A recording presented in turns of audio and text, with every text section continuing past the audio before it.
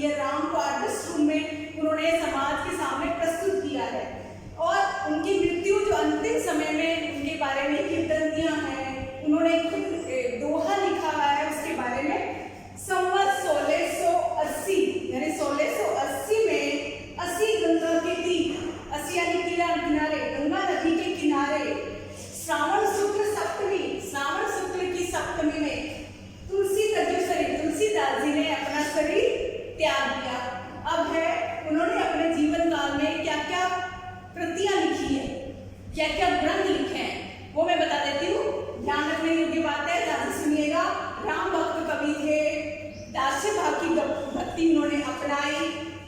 कृतियां उनकी है सबसे महत्वपूर्ण रामचरितमानस, फिर विनय पत्रिका, दोहावली, गीतावली, कवितावली, रामाज्ञा प्रश्न, बरवे नारायण, जानकी मंगल, पार्वती मंगल, रामलला नहसू, वैराग्य संदीपनी तथा श्री कृष्ण गीतावली।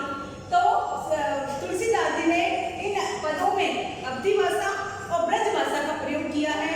वह एक आदर्श कवि रूप में समाज के सामने प्रसिद्ध हुए और अपनी भक्ति को समाज के सामने प्रकट किया और ऐसे व्यक्तित्व को समाज के सामने आदर्श के रूप में रखा, वो है राम एक आदर्श व्यक्ति के रूप में तुलसीदास जी ने प्रकट किया है। रामचरितमानस में उन्होंने श्री राम के संपूर्ण व्यक्तित्व को उजागर किया है।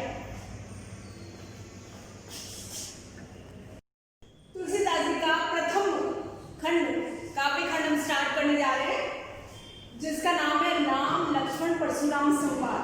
पहले मैं इसका परिचय दे देती हूँ, कहाँ से लिया है। यह तुलसीदास जी द्वारा रचित प्रसिद्ध ग्रंथ रामचरितमानस से लिया गया है। उसमें बाल कांड में रामचरित्र नाम का एक प्रसंग है, उसमें से ये उद्धृत है।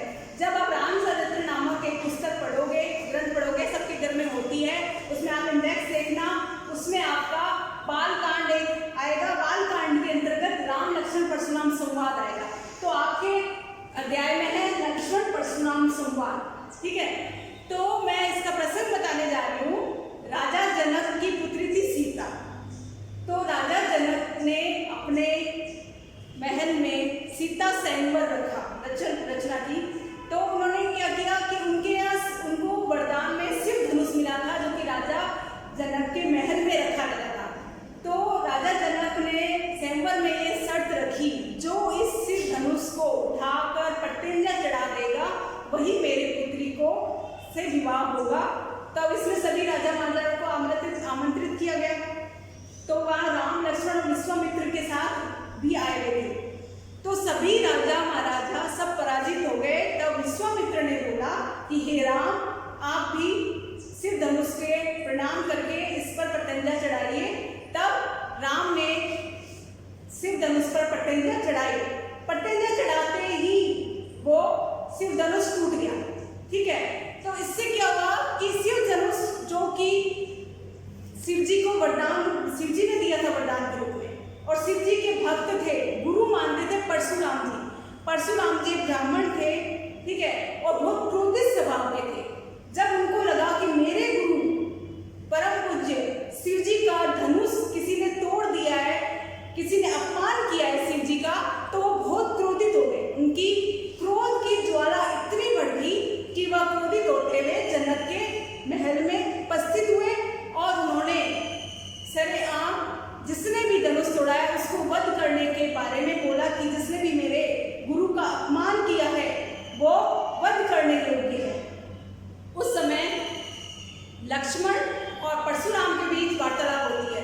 क्योंकि परशुराम भी बहुत क्रोधित स्वभाव के थे और लक्ष्मण को भी जल्दी क्रोध आता था, तो दोनों के बीच में व्यंग्योक्तियां होती है, बातचीत होती है, क्रोध में होती है। तो वही प्रसंग आपके अध्याय में दिया गया है कि लक्ष्मण और परशुराम के बीच में क्या व्यंग्य हुआ, क्या क्रोधपूर्ण बातें हुई, दोनों में विवाद होता है और बीच में फिर राम अपने विवेकपूर्ण स्वभाव से बात को संभालते हैं और विश्वामित्र भी संतुलन का काम करते हैं। तो इसी का प्रसंग ये दिया जा रहा है, ध्यान से सुनिएगा।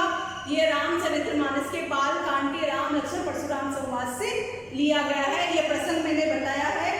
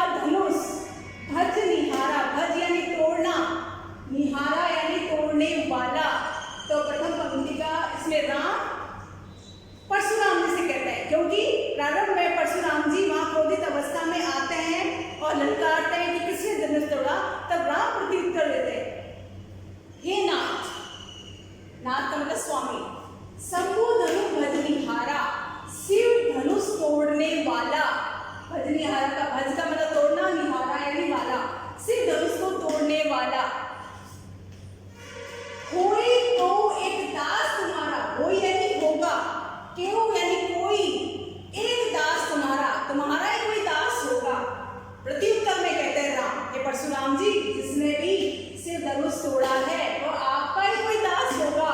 आई प्रथम पंक्ति, इसमें श्री राम परशुराम जी को संबोधित करते हुए कहते हैं, हे नाथ, शिव धनुष को तोड़ने वाला आपका ही कोई एक दास होगा। आयसु का, आयसु यानी आज्ञा, का यानी क्या, कहिए किन मोही, आप मुझे कहिए कि आपकी क्या आज्ञा है। राम कहते हैं परशुराम जी से कि आपकी क्या आज्ञा है, आप मुझे क्यों नहीं बताते। किन यानी क्यों, मोही यानी मुझे, आयशु यानी आज्ञा, आप मुझे बताइए क्यों नहीं बता रहे हो, आप क्यों क्रोधित हो रहे हो। सुनी रिसाई, सुनी यानी सुनकर, रिसाई यानी गुस्से में, बोले मुनि कोही, कोही यानी क्रोधी, सुनकर, राम की वार्ता को सुनकर परशुराम जी क्रोधित होकर बोले, क्योंकि गुस्सा तो पहले से ही था, उनके शिव जी का धनुष भंग हुआ था। तो वो राम कहते हैं ना कि जिसने भी तोड़ा है आपका ही कोई दास होगा। तो ये बात सुनकर गुस्से में बोलते हैं, कौन बोलते हैं, परशुराम जी।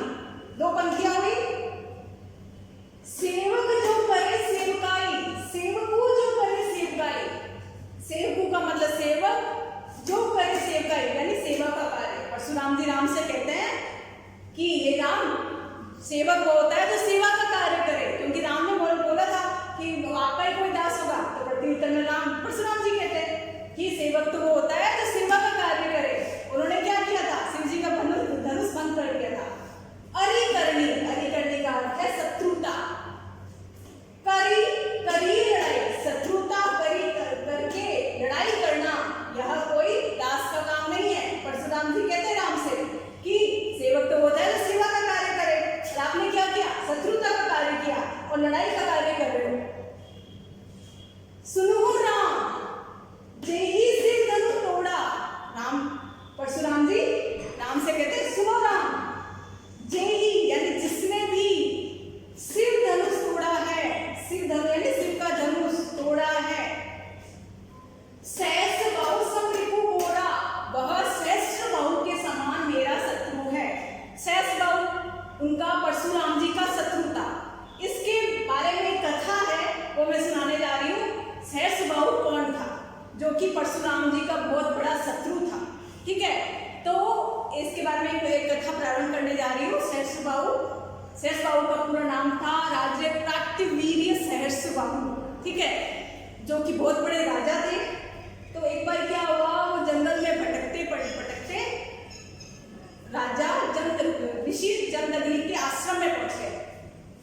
तो उनकी सेना बहुत थकी हुई थी, उन्हें भोजन की जरूरत थी। तो जमदग्नि ने राजा का और उनकी सेना का बहुत अच्छे से स्वागत किया, सबको थोड़ी देर में भोजन की सबको व्यवस्था कर दी। तो जमदग्नि ने कहा कि हे मुनि, आप तो इस वन स्थल में निवास कर रहे हो, आपके पास इतनी व्यवस्था, भोजन की व्यवस्था कैसे हुई, इतनी सेनाओं का आपने भोजन कराया कैसे की। तो ऋषि जमदग्नि कौन थे, परशुराम जी के पिता थे। तो परशुराम जी के पिता जमदग्नि ने कहा कि मेरे पास एक कामधेनु गाय है। कामधेनु गाय जो है सभी इच्छाएं पूर्ण करती है, उसके सामने कुछ भी इच्छा बोलो वो पूर्ण कर देती है। तो जमदग्नि ने इतने सैनिकों के खाने की व्यवस्था वगैरह कामधेनु ने करी, कामधेनु की वजह से करी। अब क्या है, सहस्र बाहु के मन में लालच उत्पन्न हुई कि एक ऋषि के पास इतनी महत्वपूर्ण गाय क्या कर रही है, यह तो मेरे पास होनी चाहिए, मैं इतना बड़ा राजा हूं। तो कार्तिवीर्य सहस्र बाहु ऋषि जमदग्नि से मांगते हैं कि ये गाय तो मुझे दे दीजिए। तो जमदग्नि मना कर देते हैं। मना करने के बाद सहस्र बाहु जबरदस्ती अपहरण करके कामधेनु को ले जाता है, ठीक है। परशुराम जी को जब ये पता चलता है तो परशुराम जी वैसे ही क्रोधित स्वभाव के थे, उन्होंने सहस्र बाहु का वध कर दिया। अब सहस्र बाहु का वध किया तो सहस्र बाहु के पुत्रों ने क्या किया, पुत्रों ने ऋषि जमदग्नि का वध कर दिया। अब परशुराम जी के जैसे पिता का वध हुआ, उनकी क्रोध की अग्नि भड़क उठी।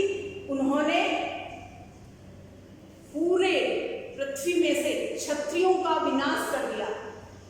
विनाश करने के बाद ब्राह्मणों को सारी धरती दान में दे दी। तो इतने वो ताकतवर थे कि पूरी पृथ्वी से क्षत्रियों का नाश कर सकते थे।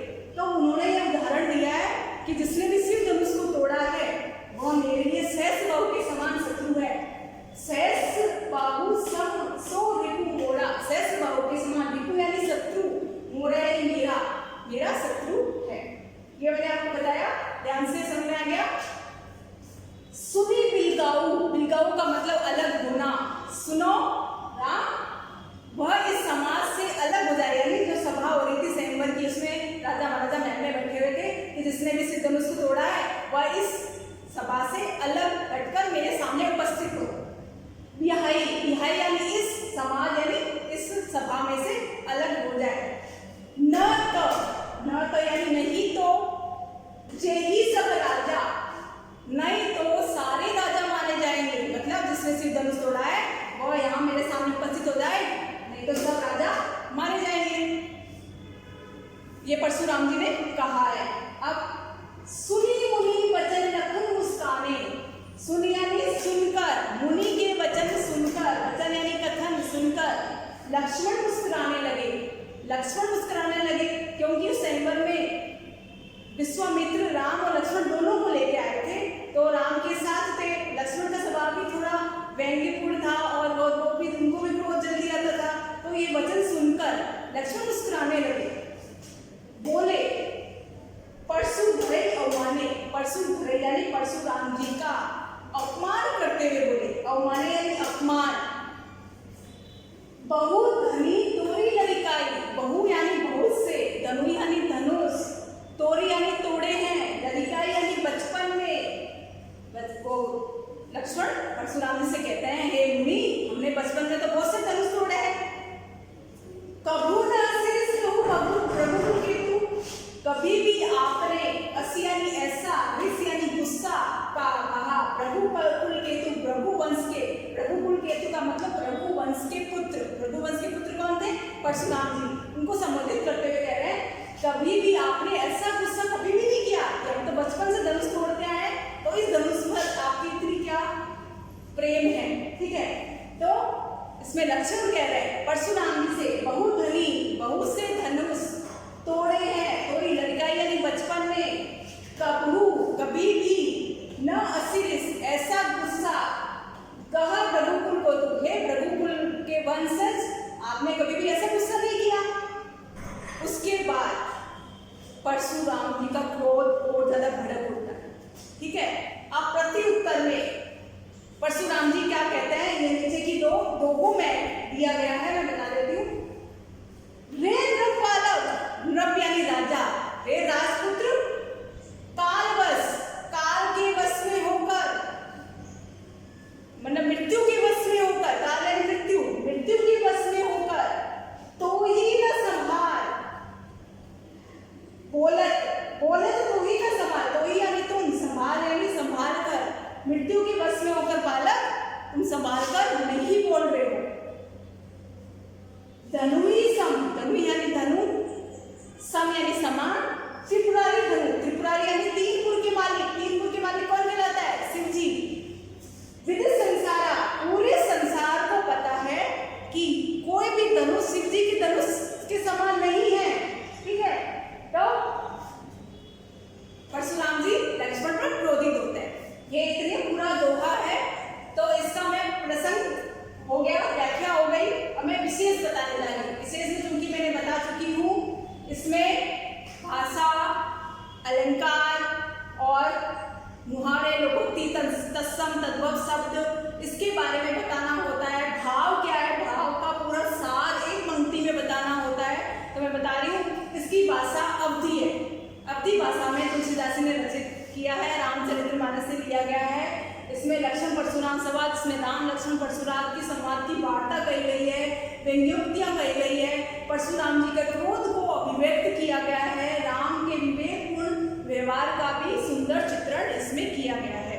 और इसमें अनुप्रास अलंकार का प्रयोग हुआ है, तत्सम और तद्भव शब्दों का सुंदर प्रयोग हुआ है। भाषा सरल है, स्वाभाविक है और इसमें रोचक पूर्णता है। व्यंग्योक्तियां, व्यंग्योक्तियां क्या होती है? व्यंग्य से अपनी बात को समझाना। ठीक है, तो ये प्रथम दोहा मैं समाप्त करने जा रही हूँ।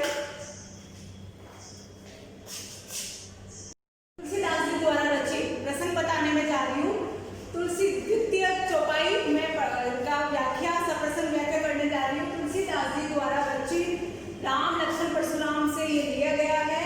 रामचरितमानस के बाल कांड के राम लक्ष्मण परशुराम संवाद से ये लिया गया है। इसमें यह प्रसंग है कि सीता स्वयंवर के दौरान राम द्वारा शिव धनुष भंग करने पर परशुराम जी के क्रोध आवेग की वार्ता और लक्ष्मण के बीच जो वार्तालाप होती है उसी का वर्णन इस चौपाई में किया गया है। इसमें छंद है चौपाई और दोहा। प्रसंग मैंने बता दिया है, अब इसका मैं व्याख्या करने प्रारंभ करने जा रही हूँ। स्टूडेंट सुनिएगा, इसमें आपके ये जो भी शब्दार्थ है वो उसको कॉपी में लिखकर नोट डाउन करना है, इसको लर्न करना है, क्योंकि आपके बोर्ड के पेपर में 1 नंबर का एक क्वेश्चन आता है जिसमें शब्दार्थ पूछा जाता है। कहीं से भी कुछ भी पूछ लिया जाएगा, इसलिए शब्दार्थ आपको कॉपी में लिख के लर्न करना है। ओके, नेक्स्ट स्टार्ट करने जा रही हूँ व्याख्या। प्रथम लाइन, इसमें लक्ष्मण और परशुराम के बीच वार्तालाप है। लक्ष्मण और परशुराम दोनों व्यंग्यपूर्ण आपस में आवेग से बातें करते हैं। ठीक है, तो लक्ष्मण कहते हैं परशुराम जी से, प्रथम प्रसंग ये था, राम परशुराम जी से परशुराम जी के क्रोध को शांत करने के लिए कहते हैं कि मैं तो आपका दास हूँ। फिर परशुराम जी क्रोधित होते हैं, फिर वो कहते हैं कि किसने तोड़ा, तो लक्ष्मण परशुराम जी से वार्तालाप करते हैं, व्यंग्यपूर्ण से वार्ता का जवाब देते हैं। अब लक्ष्मण इसमें परशुराम जी से कह रहे हैं, लखन कहा, लखन यानी लक्ष्मण ने कहा, हंसकर हमने जाना, लक्ष्मण ने हंसकर कहा, हे मुनि हमने तो यही जाना है अब तक।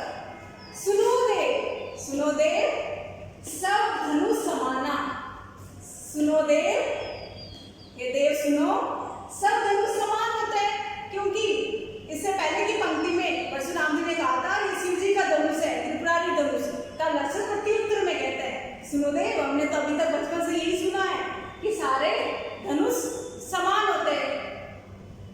का क्षति, लक्ष्मण बोल रहे हैं क्या क्षति, क्षति यानी क्या हानि, लाभु लाभ, जून यानी पुराना, धनु यानी धनुष, तोड़ने से, क्या क्षति क्या हानि, लाभ पुराने धनुष के टूटने से। लक्ष्मण कह रहे हैं परशुराम जी से कि क्या आपकी हानि हुई, पुराना धनुष अगर टूट गया उससे क्या लाभ और क्या हानि हुई। ठीक है, देखा राम नयन के भोरे, नाम ने तो नयन यानी नया, भोरा यानी धोखा, राम ने तो इसे नए के धोखे से देखा था। कैसे टूटा था सबको पता है, राम प्रत्यंजा चढ़ाने लगे तो वो धनुष टूट गया। तो इसमें लक्ष्मण समझाना चाह रहे हैं परशुराम जी से, आप क्रोध शांत मत हो, राम ने तो इसे नए के धोखे से देखा था परंतु ये तो पुराना था इसलिए टूट गया, आप क्रोध क्यों हो रहे हो। ठीक है, देखा नाम नयन के भोरे, नाम ने तो नए के धोखे से देखा था, नयन यानी नया, भोरा यानी धोखे से। छूते ही टूट गया, छुअत यानी छूना, रघुपति ना दोस्त, रघुपति कौन थे, श्री राम का राम नाम है, तो ये तो छूते ही टूट गया, इसमें रघुपति का कोई दोष नहीं है।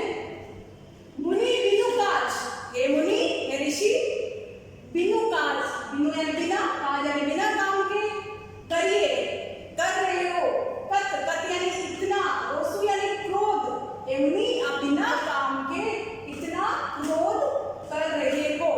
ठीक है, ये तो छूते ही टूट गया, इसमें रघुपति का कोई दोष नहीं है, बिना काम आप इतना क्रोध कर रहे हो। ठीक है, लक्ष्मण परशुराम जी से आवेग में बात कर रहे हैं, समझा रहे हैं। बोले चिताई परशु की ओरा, अब परशुराम जी जो कि क्रोधित स्वभाव में थे, क्रोध में आवेग में वहां उपस्थित हुए थे, अब उनके हाथ में फरसा रहता था, फरसा एक कुल्हाड़ी जैसा एक हथियार होता है, फरसा हमेशा रहता था, फरसे को परशु बोलते हैं, इनका नाम भी फरसे के आधार पर ही है। ठीक है, तो वो अपने फरसे की ओर देखते हैं, एक हथियार की तरफ देखते हैं। बोले चितई परशु की ओर, परशुराम जी अपने फरसे की ओर देखते हैं उठाकर, गुस्से में कई बार क्रोध उनमें नहीं आता तो हथियार की तरफ ही देखते हैं, तो वैसे उन्होंने हथियार को उठाकर देखा। रे सट का मतलब मूर्ख, रे सट सुनई यानी सुनना, स्वभाव यानी स्वभाव,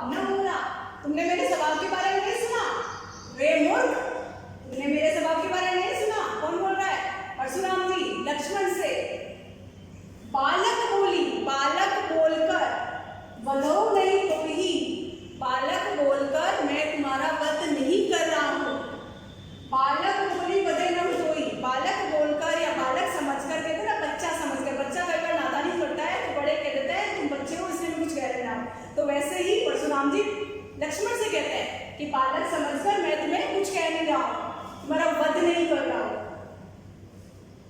केवल मुनि जड़ जाने ही होनी, केवल मुनि यानी ऋषि, जड़ यानी मूर्ख, जाने ही यानी जान रहे हो, मोही यानी मुझे, केवल एक मूर्ख ऋषि जान रहे हो मुझे, मतलब परशुराम जी कहना चाह रहे हैं कि तुम मेरे को केवल एक मूर्ख ऋषि समझ रहे हो, साधारण से ऋषि। बाल ब्रह्मचारी अति कोही, मैं बाल ब्रह्मचारी हूँ, अति कोही, कोही यानी क्रोधी, बहुत क्रोधी स्वभाव का हूँ। विश्व विदित, विश्व यानी पूरे संसार, विदित यानी अवगत है, पूरे संसार को अवगत है। क्षत्रिय कुल द्रोही, क्षत्रिय कुल का विनाश करने वाला हूँ, द्रोही यानी दुश्मन हूँ, जो कि मैंने अभी आपको एक कथा सुनाई थी सहस्त्रबाहु की। सहस्त्रबाहु क्षत्रिय था, तो अपने पिता के वध करने के बाद उन्होंने सहस्त्रबाहु के पूरे क्षत्रिय वंश का विनाश करके ब्राह्मणों को दान में दे दिया था, ये ध्यान रखना। तो इसमें यही पंक्ति के बारे में कह रहे हैं, पूरे संसार को पता है मैं क्षत्रिय कुल का दुश्मन हूँ, उनको मैं विनाश कर चुका हूँ, एक बार नहीं कई बार कर चुका हूँ। भुज बल, भुज यानी भुजा, बल यानी भुजाओं के बल से, भूमि धूप, भूमि को यानी पृथ्वी को, भूप यानी राजा, भिन्न किन्हीं, विभिन्न किन्हीं, पूरी धरती को मैंने अपने भुजाओं के बल से बिना राजाओं के कर दी थी। विपुल बार, विपुल यानी बहुत बार, महिदेव, महिदेव यानी ब्राह्मण, दिन ही बहुत बार अपने भुजाओं के बल से इस पूरी पृथ्वी को राजाओं से विहीन करके ब्राह्मणों को दे दी थी दान में। महिदेव का मतलब ब्राह्मण, महिदेव भी ब्राह्मणों को दे दी थी। ये इसमें वही वार्तालाप कर रही है, परशुराम जी लक्ष्मण का प्रत्युत्तर कर दे रहे हैं, ठीक है। सहस्त्रबाहु, सहस्त्रबाहु के बारे में बताया था, राजा था जो कि परशुराम जी का दुश्मन था। सहस्त्रबाहु भुज छेद निहारा, सहस्त्रबाहु के भुज यानी भुजाओं को, छेद निहारा यानी काटने वाला। अपने फरसे के बारे में बता रहे हैं कि मेरा फरसा इतना भयंकर है कि सहस्त्रबाहु की भुजाओं को काट दिया था, सहस्त्रबाहु की भुजाओं को काटने वाला है। परशु विलोपु, मेरे परशु यानी फरसा, फरसा एक हथियार होता है जो परशुराम जी के सामने रहता है। मेरे फरसे की ओर देखो, मही कुमार, महीपुराम यानी राजपुत्र, मेरे इस फरसे की ओर देखो। अब इसमें इसका प्रसंग बंद होता है, अब दोहा प्रारंभ करने जा रही हूं। अब इसमें लक्ष्मण के व्यंग्यों व्यंग्य बाण का जवाब परशुराम जी क्रोध आवेग में देते हैं। माता पिता ही जनी सोच बस, इसमें परशुराम जी लक्ष्मण से कह रहे हैं कि हे बालक, अपने माता पिता को, माता पिता यानी माता पिता को, जनी यानी जानबूझकर, सोचवश, सोचवश यानी शोकग्रस्त, करसी, करसी यानी कर रहे हो, महिप किशोर, महिप किशोर यानी राजपुत्र, हे राजपुत्र तुम अपने माता पिता को जानबूझकर शोकग्रस्त कर रहे हो। माता पिता शोकग्रस्त कैसे होंगे? परशुराम के क्रोध को भड़काएंगे लक्ष्मण, और भड़काएंगे तो परशुराम जी उनका वध भी कर सकते हैं। तो परशुराम जी कहते हैं कि तुम अपने माता पिता को जानबूझ के शोकग्रस्त मत करो। गर्भनय की अभ्रत दलत, अपने फरसे के बारे में पंक्ति में बता रहे हैं, मेरा जो ये फरसा इतना भयंकर है कि गर्भनय है, गर्भनय का मतलब गर्भ, एक माता का गर्भ जिसमें 9 महीने तक शिशु अपना अस्तित्व बनाए रखता है, उसके बाद 9 महीने बाद माता शिशु को जन्म देती है। तो अपने गर्भ में पल रहे भ्रूण, अभ्रत यानी छोटा शिशु जो माता के गर्भ में रहता है, अभ्रत का मतलब ये है दलन यानी कुचलने वाला, मतलब वो अपने बताना चाह रहे हैं कि मेरा फरसा इतना भयंकर है कि माता के गर्भ में पल रहे शिशु को भी काट सकता है, दलन यानी कुचल सकता है। फरसे के बारे में बता रहे हैं, फरसु मोर अति घोर, मेरा फरसा इतना भयंकर है कि गर्भ में पल रहे अभ्रत यानी शिशु भ्रूण को का कुचल सकता है। यानी इसमें परशुराम जी के क्रोध आवेग के वर्णन तुलसीदास जी ने किया है। ये दोहा और चौपाई अभी द्वितीय है ये, तो इसके बारे में सब प्रसंग व्याख्या मैंने बताई, अब इसके बारे में विशेष में बता देती हूँ। तुलसीदास जी ने इसमें अवधी भाषा का प्रयोग किया है, छंद है, याद रखिएगा। और इसमें दोहा चौपाई की गति और यति उचित है और परशुराम जी के